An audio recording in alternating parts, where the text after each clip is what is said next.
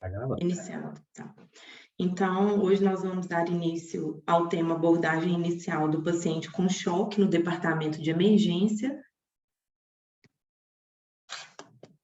Meu nome é Esther, eu sou a R2 do Programa de Medicina de Emergência do HC-UFMG, coordenado pelo professor Dr. Marcos Vinícius Melo de Andrade.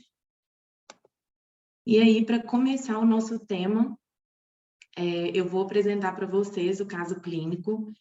Eu espero que a gente tenha uma interação aí durante a apresentação e sobre as dúvidas e perguntas, no final a gente vai abrir para elas. Bom, de identificação a gente tem a paciente LKDA feminino, 22 anos, que tem uma queixa principal de fraqueza, falta de ar e desmaios. Essa paciente, ela procurou o PS do HC com relato de evolução na última semana de dispneia progressiva, edema periférico, adinamia, náusea, vômitos e síncopes. Nega febre ou demais sintomas. Ela relata uma internação nesse serviço há 3 meses para uma propedêutica de provável síndrome nefrítica e refere que desde então ela tem ficado bem, até a última semana, quando o médico assistente reduziu a dose de prednisona de 50 mg para 5. E aí, eu pergunto a vocês qual que é a nossa abordagem inicial na sala de emergência para esse paciente. A gente sabe que na emergência, a abordagem inicial do paciente grave, ela deve ser feita de uma forma rápida, sistemática e precisa, com o objetivo inicial de diagnosticar sindromicamente o nosso paciente e iniciar o tratamento precoce. Então, no A dessa paciente, eu conto para vocês que as vias aéreas estão pérvias.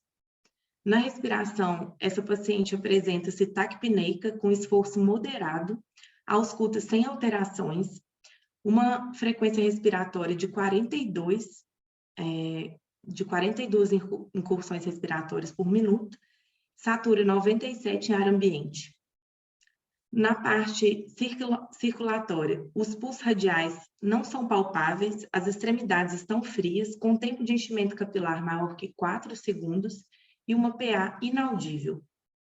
O neurológico dela encontra-se em alerta e orientada no tempo-espaço, sem déficit neurológico focal. Tem um edema de membros inferiores, 2 em 4, com a pressão venosa jugular elevada.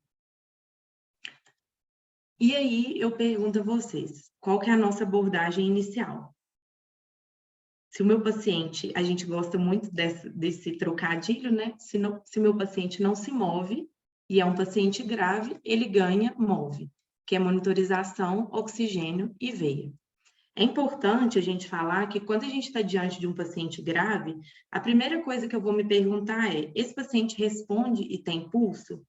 Se a resposta é não, nosso algoritmo é parada. Se a resposta é sim, o que tem que vir na nossa cabeça é ABCDE e imediatamente a gente já pensar na monitorização para ver a pressão, oximetria de pulso, temperatura, cardioscopia e glicemia capilar.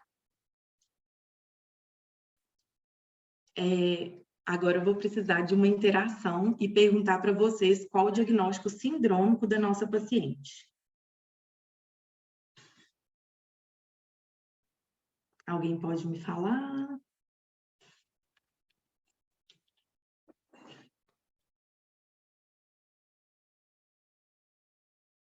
Cadê aí o pessoal? Meus R iguais. Diagnóstico sindrômico. Vamos lá, pessoal, não tá difícil, né?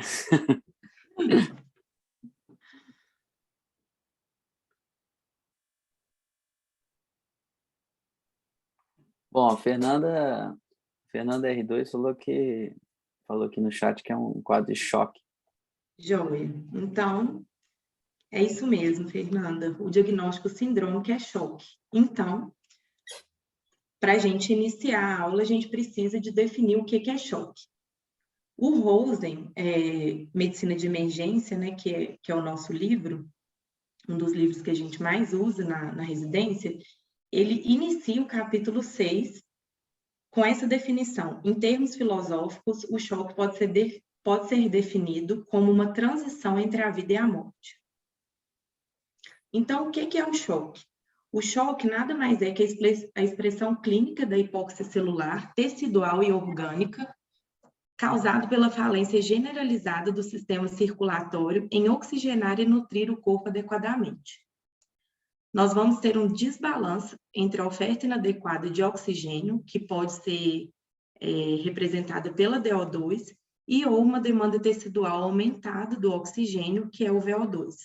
Inicialmente, o choque ele pode ser reversível, mas rapidamente ele pode se tornar irreversível, ocorrendo uma série de cascatas intracelulares que levará à disfunção celular, à falência de órgãos e sistemas e, consequentemente, ao óbito.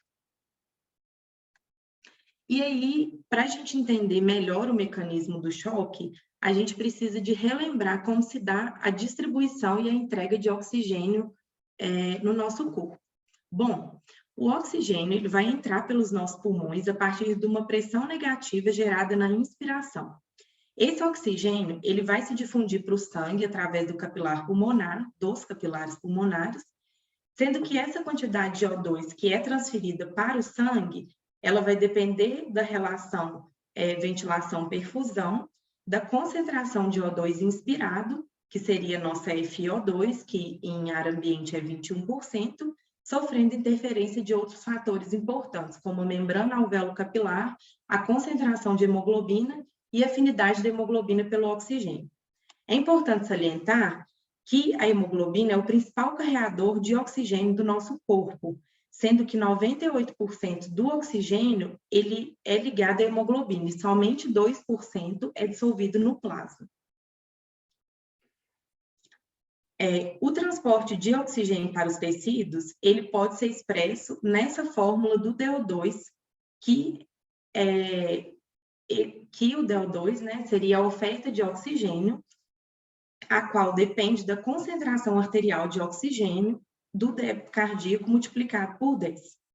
Essa concentração arterial de oxigênio do nosso sangue, ela depende principalmente da hemoglobina e da saturação de oxigênio, sendo que a pressão parcial desse gás praticamente é irrisória, até por conta daqueles fatores que a gente falou, né, que eu disse no slide anterior, de 98% do oxigênio ligado à hemoglobina.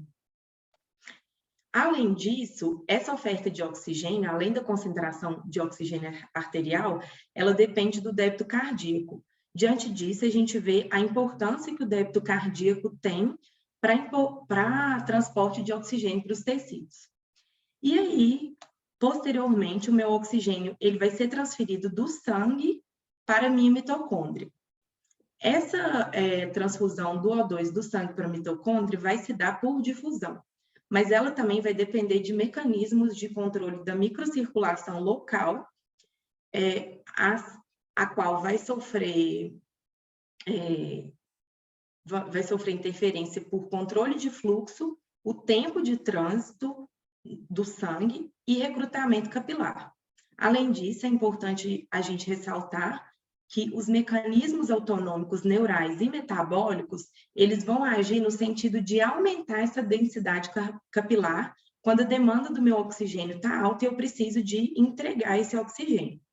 Do lado direito da tela, a gente tem uma ilustração mesmo de uma célula com as organelas, lembrando que o oxigênio é responsável pelo mecanismo aeróbio, mas tem algumas patologias que a gente pode ter uma má utilização desse oxigênio, fazendo uma utilização glicolítica anaeróbia da glicose e gerando hiperlactatemia, para geração de ATP. Mas no cantinho à direita, a gente tem duas imagens comparando na figura A, um paciente em condições boas de saúde, com a relação ali da vasodilatação e controle da circulação local ideal, e na imagem B, a gente tem um paciente num quadro de choque séptico, que a gente vê uma vasoconstrição e um fluxo sanguíneo mais lento, que no vídeo desse artigo a gente consegue enxergar melhor. Sobre os tipos de choque, basicamente, eles são distribuídos em 4, que é o distributivo, classicamente apresentado como uma vasodilatação periférica, o hipovolêmico, que pode ser por perda tanto de plasma quanto de volume sanguíneo, o cardiogênico, que vai ser uma falha direta da minha bomba, e o obstrutivo, que pode ser, por exemplo, por tamponamento pericárdico ou TEP. E aí, a gente vai para o ambiente prático, né? Como que a gente vai reconhecer o choque? Bom, infelizmente, o choque ele pode se apresentar de várias maneiras e, portanto, o diagnóstico nem sempre é tão simples. Tipicamente, ele é associado com a hipotensão e redução do débito cardíaco. Mas é importante a gente ressaltar muito bem que o choque pode ocorrer com uma pressão arterial normal e com aumento do débito cardíaco. Ou seja, as pessoas, às vezes até no cenário de emergência, quando a gente está na sala vermelha, a gente fala, não, estamos tratando desse paciente que está em choque. Aí alguém vira e fala, nossa, mas ele nem está com hipotenso, nem está hipotenso. Gente, nada a ver, assim, tem uma relação, mas não estar hipotenso não significa não estar em choque, né? É importante também frisar que não existe um teste diagnóstico para choque e que esse diagnóstico ele é feito à beira-leito com base no julgamento clínico, obviamente, somando outros aspectos laboratoriais e exames complementares. No Rosen também a gente tem essa tabelinha que ele coloca para a gente uns critérios empíricos para o diagnóstico do choque circulatório. Sendo que, independente da causa do choque, a gente teria que preencher 4 desses critérios para fazer esse diagnóstico. Então, esse paciente pode ter uma aparência doente ou alteração do estado mental, uma frequência cardíaca maior que 100, uma respiratória maior que 20, ou uma PaCO2 menor que 32, um déficit de base arterial menor que -4, ou um lactato maior que 4, uma diurese menor que meio ml por quilo-hora. Lembrando que a mensuração da diurese nesses pacientes, é importante a gente passar uma sonda de Foley, deixar um coletor e medir esse débito, no mínimo, em 30 minutos a 1 hora, para a gente estimar se a diurese está adequada. E ele coloca também hipotensão arterial como um dos critérios de duração contínua por mais de 30 minutos. E como que nós, médicos, emergencistas, clínicos ou demais especialidades, né, que estão ali nesse dia a dia da emergência, devemos reconhecer o choque? Bom, a gente alia a nossa impressão clínica qualitativa com os dados quantitativos. Ou seja, na impressão clínica qualitativa, eu vou usar a história da doença atual do meu paciente, a idade desse paciente, as comorbidades. Por exemplo, se eu tenho um doente renal crônico, esse débito urinário meu não vai ser tão fidedigno, principalmente se for um paciente que provavelmente ou tem um débito muito pequeno ou é mesmo anúrico, né? E o aspecto geral desse meu paciente também é uma impressão clínica qualitativa. Dos dados quantitativos, a gente pode medir os sinais vitais, usar os exames laboratoriais, a diurese e a oxigenação. E aquilo que todo emergencista gosta, que a gente brinca que seria o segundo estetoscópio, né, do emergencista, que é o POCUS, né, que é o ultrassom point of care desses pacientes, para ajudar tanto no diagnóstico do choque quanto no manejo. E aí, para complementar o slide anterior, a gente tem essa figura de um artigo muito bom que fala exatamente sobre isso, que são os parâmetros clínicos, laboratoriais e ultrassonográficos que podem ajudar a gente a guiar no choque. Por exemplo, a gente fala muito das 3 janelas do choque, que seria a alteração do estado mental, a oligúria, a pele mosqueada ou pegajosa, né? Somada ainda ao aumento de lactato maior que 4. Tem outros índices também, como a saturação venosa de O2, o gap de CO2, perfusão capilar, que inclusive a gente tem um artigo muito bom que fala sobre essa perfusão capilar e compara ela ao aumento do lactato. E no caso do ultrassom, tem os protocolos de ultrassom cardíaco, mensuração de veia cava inferior, volume esplânquico, renal e por aí vai, né? Uma red flag do choque que eu acho importante a gente falar é o Mottling Score, que seria baseado na perfusão da pele, que o que a gente depreende? Que quando o paciente está com a mão e com os joelhos frios, obviamente, né, num contexto de doença, de choque, isso pode significar para a gente um sinal precoce de vasoconstrição com redução do débito cardíaco. Significa que, se esse paciente está com esse Mottling, com esse mosqueado ao redor do joelho, né, a gente está no processo de vasoconstrição endógena ativa, e o que significa que se eu der um inotrópico para esse paciente, provavelmente ele vai se beneficiar muito com o aumento do débito cardíaco. Esse score, ele é um pouco menos sensível, mas ele é muito específico para perfusão e mortalidade. Inclusive, ele usa, não sei se vocês estão vendo esses estágios aí, né? E os numerais ao redor do joelho ali da patela, que quanto maior são esses números, maior seria a mortalidade desse paciente. Somadas impressões clínicas e exames laboratoriais, a gente tem o ultrassom, o nosso querido ultrassom, e aí a gente tem o Rush Exam, né? Que seria, que a gente pode explicar ele por esse mnemônico, que é o REMAPED, que ele vai relembrar os steps, né, que a gente tem do Rush, e o que é o foco do Rush? Ele vem ajudar a gente justamente no sentido do diagnóstico e do manejo do choque. Ele é uma abordagem diagnóstica padronizada, né, para o paciente com um choque verdadeiramente indiferenciado. E aí esse mnemônico, ele guia para a gente exatamente as etapas, que seria o H de coração, o I de veia cava inferior, o 3, que é o FAST, né?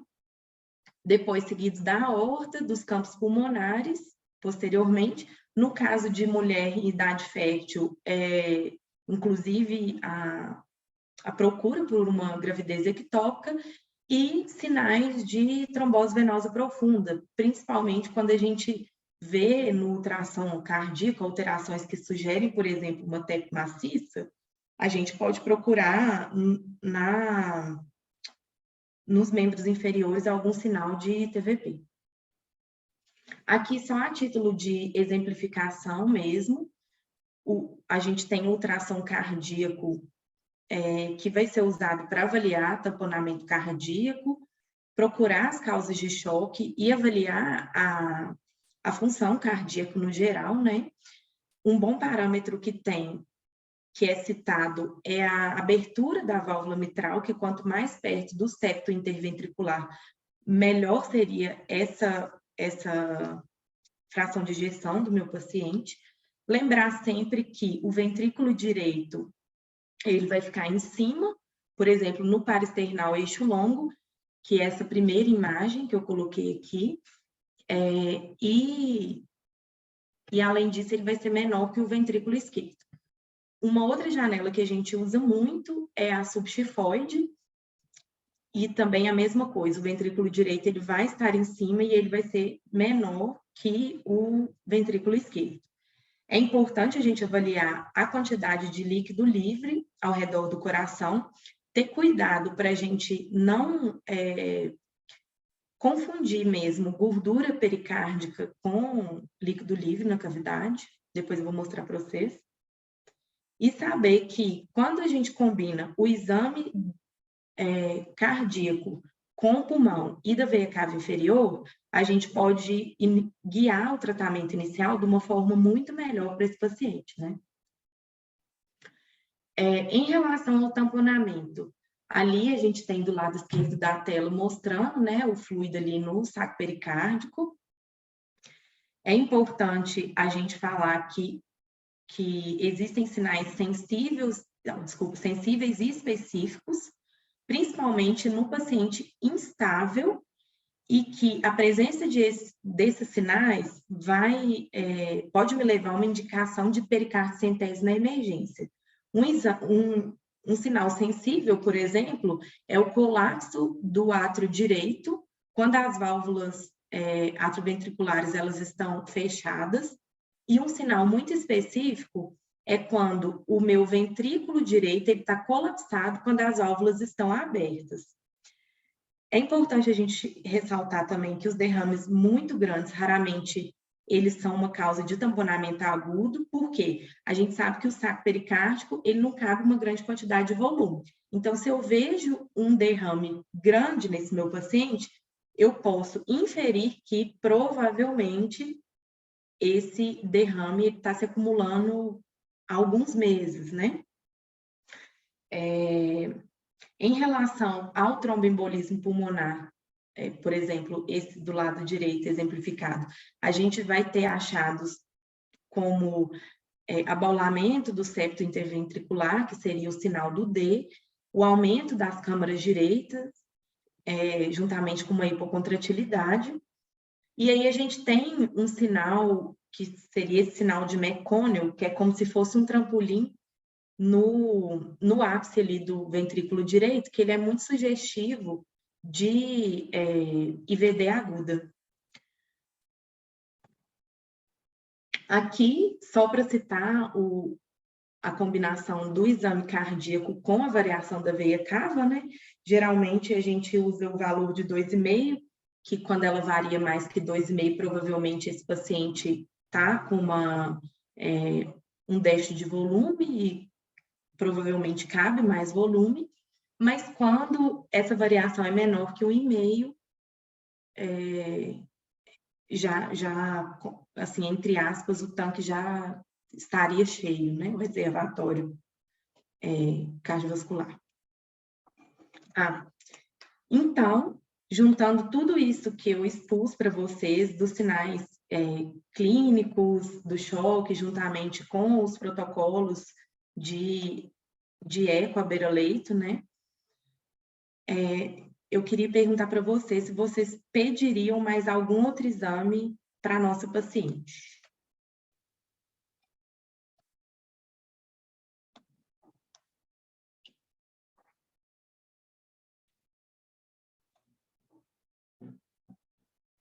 Pessoal, ninguém falou nada? Bom, então eu vou, já que ninguém pediu, eu vou falar A para Jane vocês. falou ultrassom, né? A Jane falou.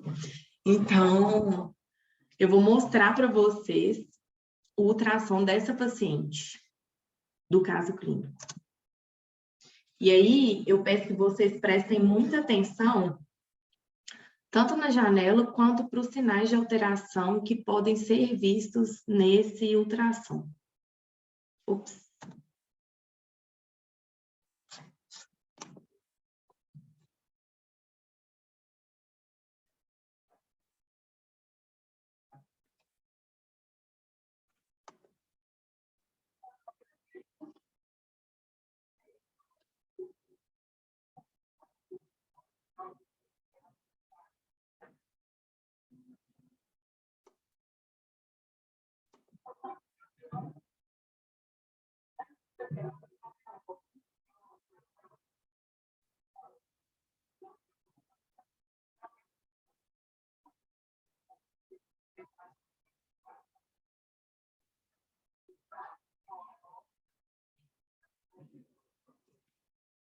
E aí, pessoal, alguém quer falar as alterações que foram vistas? Quer que repete o exame?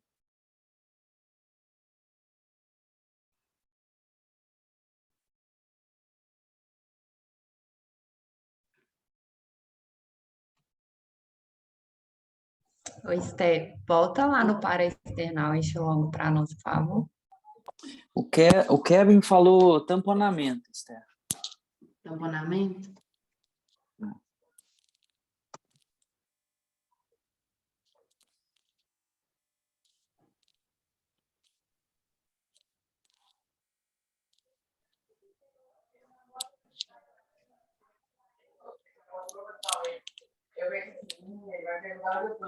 E aí, pessoal?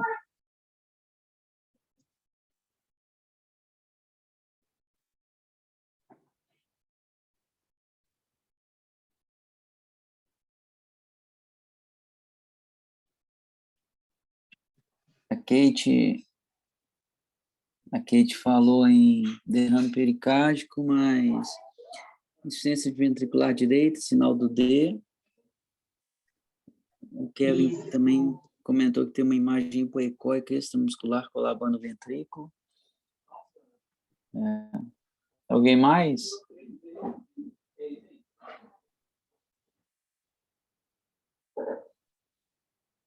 Bom, acho que pode comentar aí, né, Esther?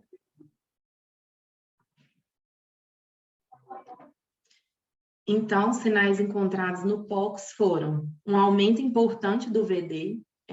Vocês lembram que lá no slide anterior do protocolo RUSH, eu mostrei para vocês que o VD fica em cima, né? E o VD dessa paciente está muito grande. Esse VD grande está causando um abalamento no septo interventricular com o sinal do D, que a Kate falou. O átrio direito também está dilatado. Nesse exame não dá para ver, porque ela está em uso de algumas drogas, que eu não posso falar quais são por enquanto, mas no POX da chegada tinha inclusive uma hipocontratilidade VE. Tem um derrame pericárdico moderado e o pulmão dela está AA, ou seja, não tem congestão pulmonar. Posso passar? E aí, né, depois que a gente fez o ABCDE, monitorizou a nossa paciente, a gente quer saber mais da história dela. E aí a gente vem com o sample. De sinais e sintomas, a gente tem uma dispneia progressiva, com edema periférico, adinamia, náusea, vômitos e síncopes. Não tem alergias a nossa paciente. Ela usa esses antirretrovirais, que eu vou especificar no slide a seguir, por conta da história patológica dela pregressa. Ela não havia se alimentado e de evento que pudesse estar relacionado, o que a gente pode talvez questionar essa redução da dosagem da prednisona.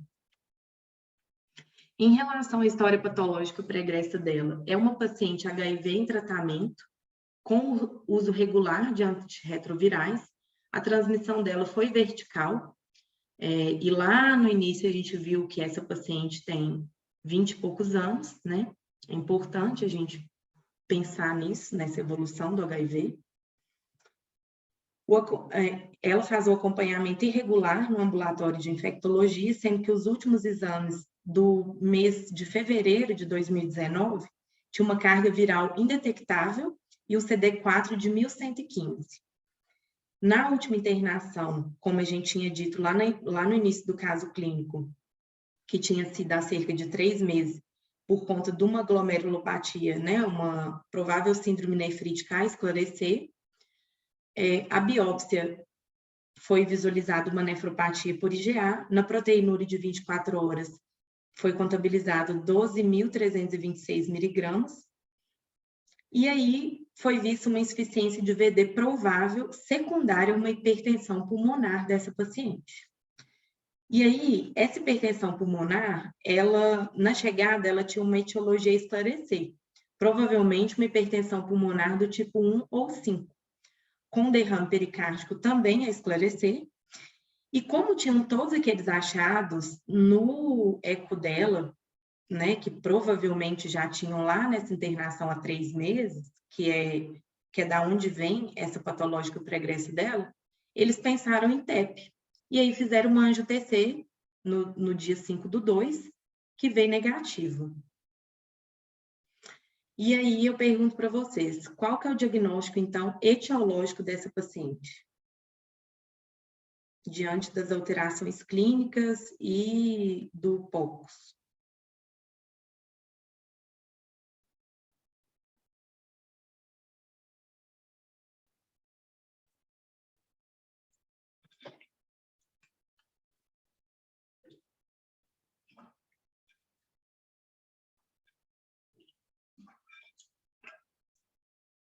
Alguém?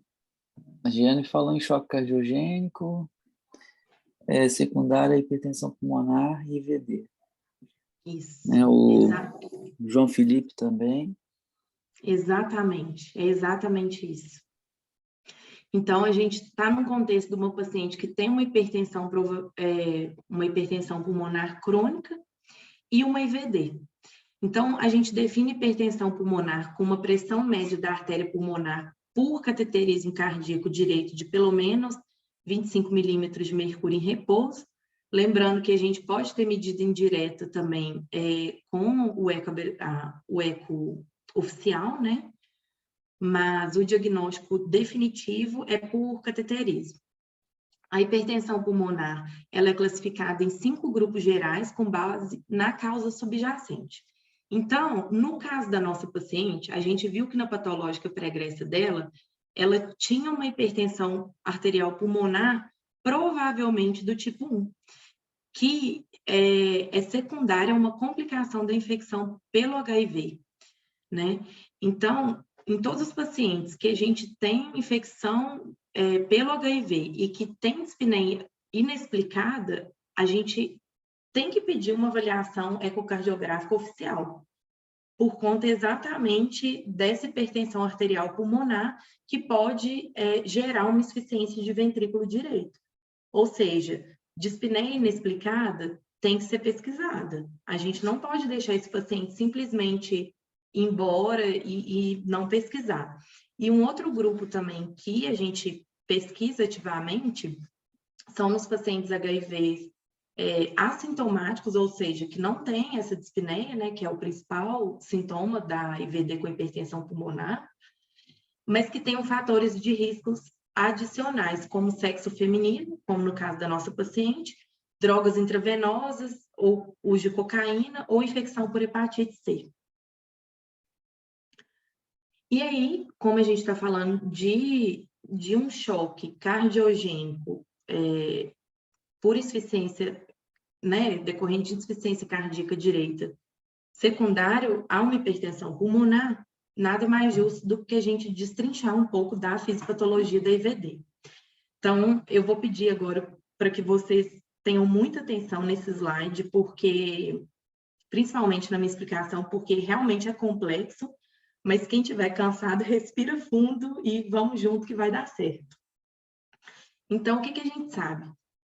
Que o ventrículo direito, ele é tipicamente uma estrutura de paredes finas e ele pode acomodar grandes mudanças de volume. Ou seja, ele pode acomodar grandes mudanças na pré-carga. Só que ele tem uma reserva limitada à mudança da pós-carga. Ou seja, quando eu tenho um quadro de hipertensão pulmonar que está atrapalhando a minha via de saída do VD, eu vou ter problema. É basicamente isso. Outra coisa que a gente tem que saber do ventrículo direito é que, diferentemente do esquerdo, que só é perfundido pelas coronarianas na diástole, o ventrículo direito ele é perfundido, a perfusão coronária dele acontece tanto na sístole quanto na diástole. Bom, do ventrículo direito, fisiológico é isso. Em relação à circulação pulmonar fisiológica, a gente tem que é um sistema de baixa pressão. E, além disso, ela tem baixa resistência. Então, até aí está tudo certo. Se o meu VD tem uma parede fina e tem um sistema para frente dele com baixa pressão e baixa resistência, ok, isso é o fisiológico. Mas, quando a gente tem situações como hipóxia, hipercapnia e acidose, a gente vai ter uma vasoconstrição pulmonar e isso vai levar ao aumento da pressão pulmonar. Então, aí a gente já tem o primeiro problema. No caso de pacientes com hipertensão pulmonar crônica, como no nosso caso apresentado, com o passar do tempo, essa pressão no sistema pulmonar, ela vai ser piorada. Então, a gente vai ter um aumento das pressões pulmonares, o ventrículo direito, com o intuito de vencer essa via de saída dele, vai aumentar a tensão da parede do VD, que vai induzir hipertrofia. Quando a gente induz a hipertrofia de parede, consequentemente, eu diminuo a perfusão para o ventrículo direito e piora a fração de ejeção. Quando eu pioro essa fração de ejeção, eu vou represar volume. Então, além de eu ter uma sobrecarga de pressão no meu VD, eu tenho uma sobrecarga de volume. Essa sobrecarga mista, principalmente a de volume, vai abaular o septo IV para a esquerda. Então, o VD não ficou satisfeito de prejudicar só ele vai prejudicar o ventrículo esquerdo também. E isso vai fazer com que o ventrículo esquerdo reduza o seu enchimento, consequentemente, o débito cardíaco do meu paciente vai piorar. E aí, com esse débito cardíaco piorando, vocês lembram que eu falei que a perfusão do VD é tanto pela sístole quanto pela diástole, a perfusão do VD também vai diminuir.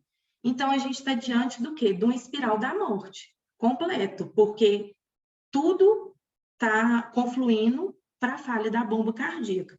Além disso, quando a gente tem uma pressão e volume aumentados no ventrículo direito, a gente vai ter uma dilatação desse ventrículo direito, aumentando a regurgitação tricúspide. Então, aquilo que já estava chegando pouco no meu VE vai chegar menos ainda, né? Consequentemente, vai diminuir o débito cardíaco e vai reduzir a perfusão de órgãos-alvo. Aqui é só uma ilustração mesmo, bem resumida, né, sobre o que eu falei anteriormente, que seria esse aumento do VD com abaulamento do septo, causando uma redução do débito cardíaco, levando à isquemia do meu ventrículo direito, tanto pelo aumento dele quanto a piora do débito cardíaco do meu paciente.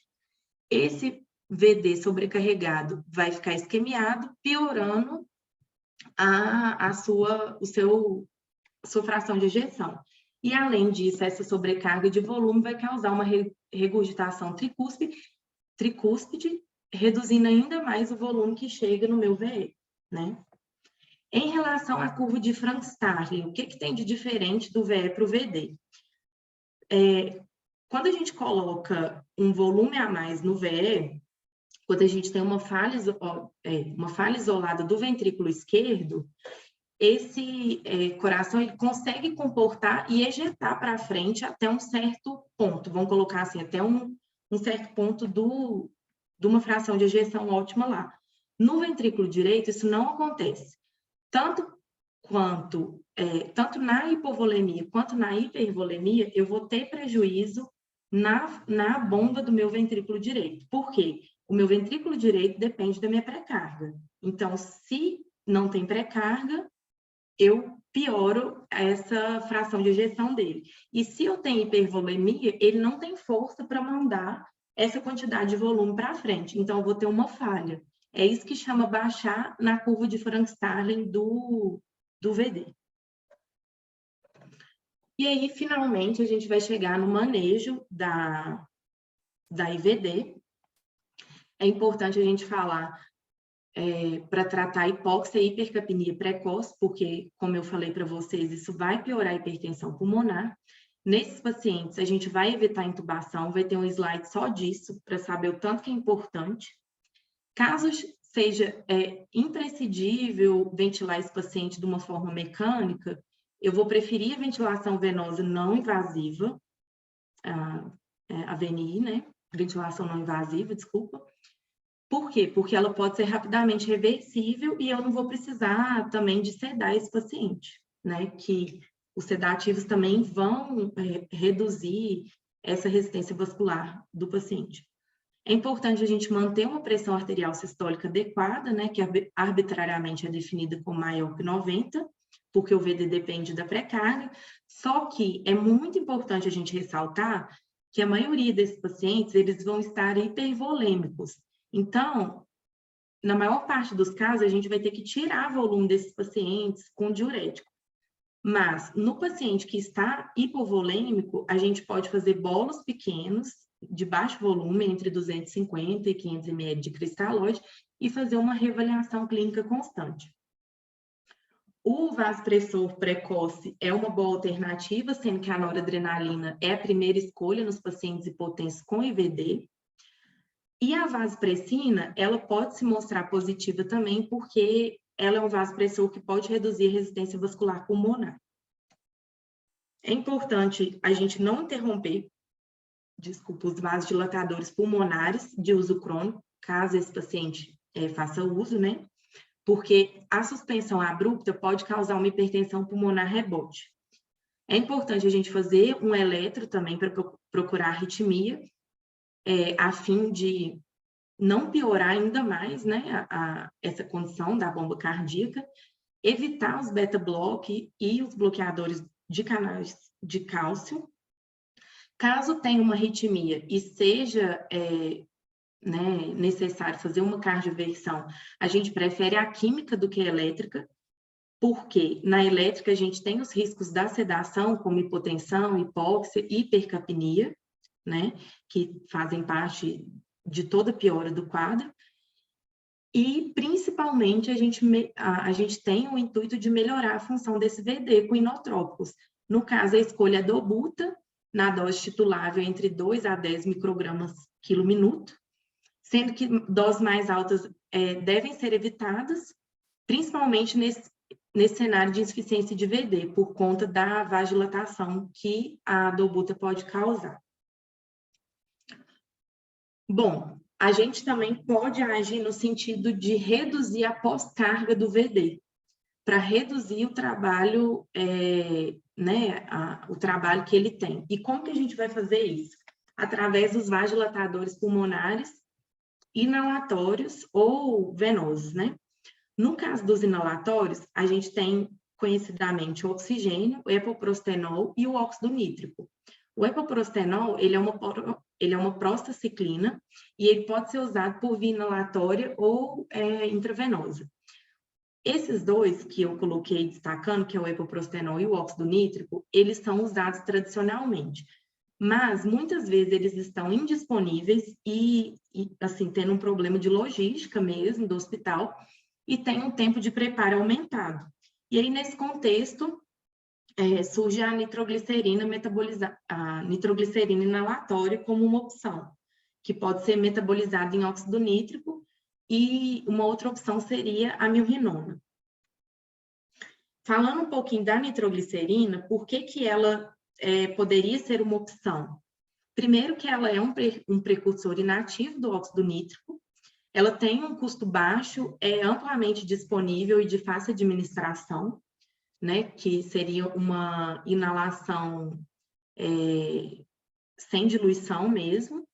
Ela fornece essa vasodilatação pulmonar em poucos minutos, coisas que os outros vasodilatadores pulmonares, como o epoprostenol, não vai fazer. A dose ideal ainda não é muito bem falada, mas o que foi estudado, eles sugerem de 2,5 a 5 microgramas quilo minuto. Isso equivaleria, por exemplo, vamos supor, quando a gente tem uma nitroglicerina com a dosagem de 400 microgramas por ml, a gente nebulizaria o paciente com 12 ml de nitroglicerina sem diluir por 15 minutos. E aí, essa vasodilatação pulmonar teria um efeito de 20 a 30 minutos. Só porque é importantíssimo a gente levar em consideração que a nitroglicerina inalatória seria uma medida temporária de curtíssimo prazo, que é justamente para conectar o paciente a outra terapia definitiva, como o óxido nítrico né, e o epoprostenol inalatório. E aí eu vou perguntar para vocês se a possível intubação do paciente com IVD é preocupante. Agora eu gostaria que alguém falasse alguma coisa, se isso preocupa, se é indiferente nesse tipo de paciente.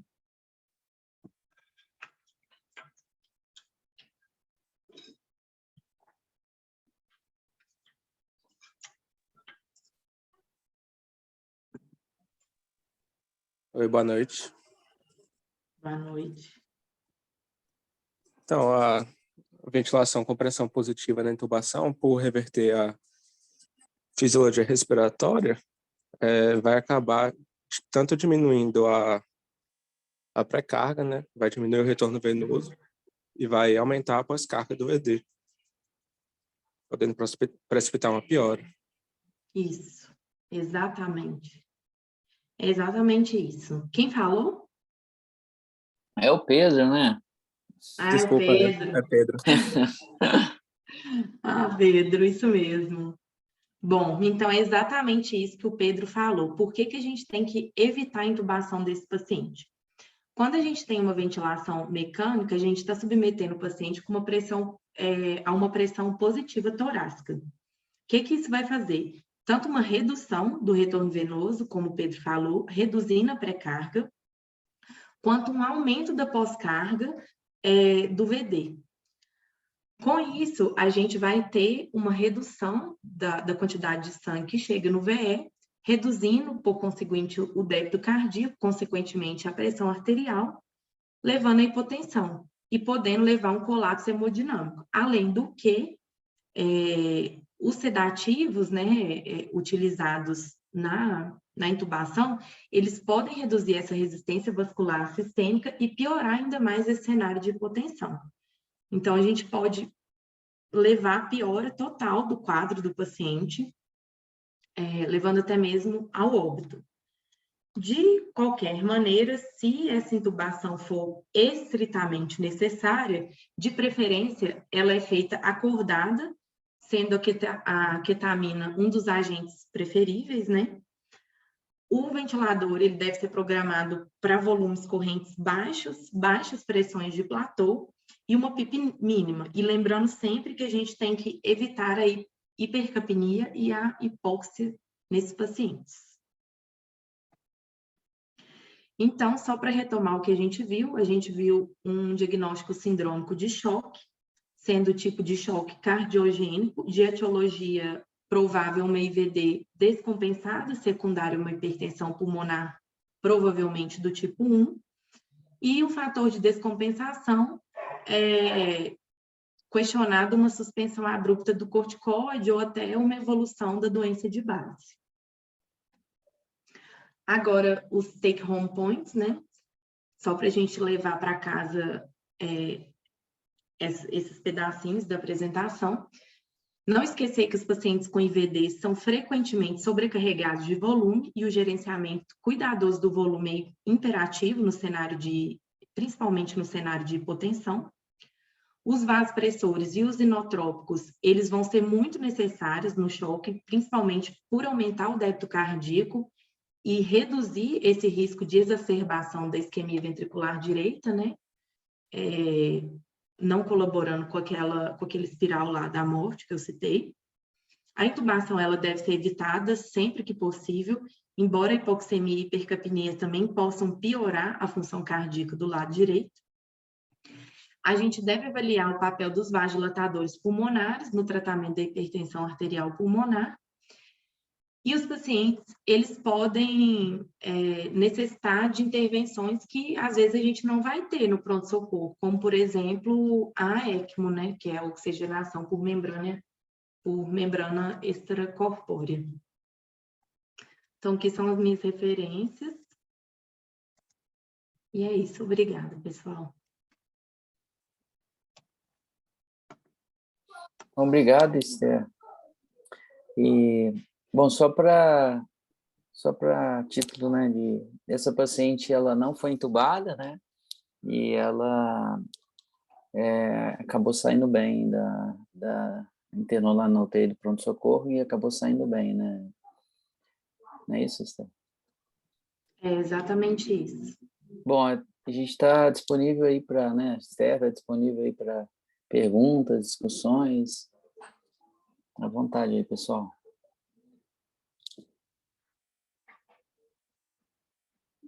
Alguma pergunta? Achei esse caso, quando a gente viu esse caso lá no pronto-socorro, né? Achei interessante, né? A Luciana, ela falou assim, você sinalizou os impactos das drogas na manutenção do paciente em TOT, além da PIP impactando, como o Pedro disse, né?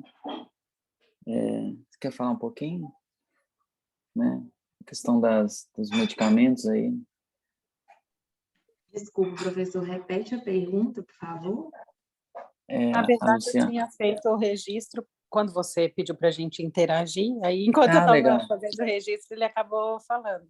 Eu acho que só um comentário mesmo, né? Assim, o cenário no João 23, na emergência a gente vai ter um outro contexto, né?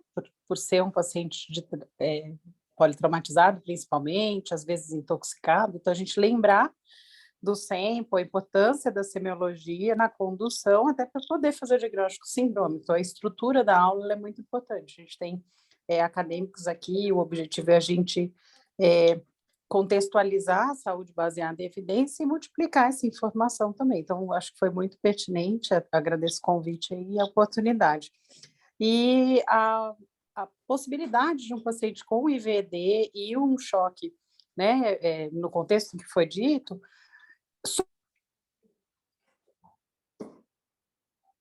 infecciosos. Então, é um cenário que no HC a gente acaba tendo mais também, né?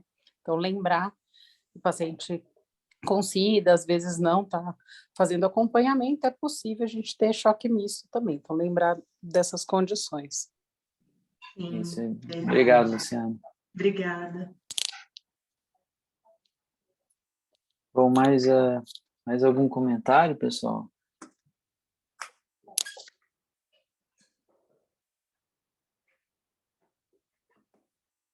Não?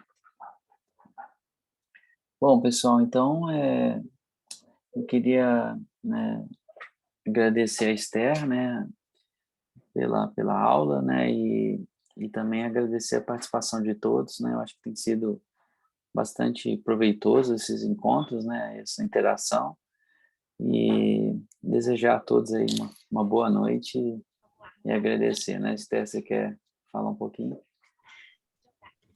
Eu queria agradecer mesmo, né, a oportunidade de ter feito a aula.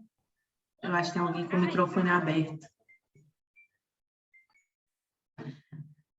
Eu queria agradecer mesmo a oportunidade de ter feito a aula, né, juntamente com o professor, as colegas também, Jeane, Fernanda, né, que ajudaram na pesquisa de artigos também, e a gente tentou fazer uma coisa que realmente englobasse né, pessoas do R1, do R2, do R3, não emergencistas, clínicos, enfim, agradecer a presença de todo mundo aí, espero que tenha contribuído um pouquinho.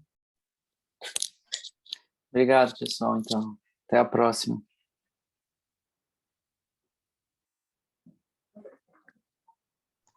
Ok. Parabéns, Esther, foi ótimo, viu? Bom, começamos pontual, terminamos pontual. Chegamos a 60 aí, né? Vamos 60, tá? Acho que tá chegando o objetivo, Marquinhos. Beleza, Léo. Né? Tá indo bem, né? Tá indo bem, tá indo bem.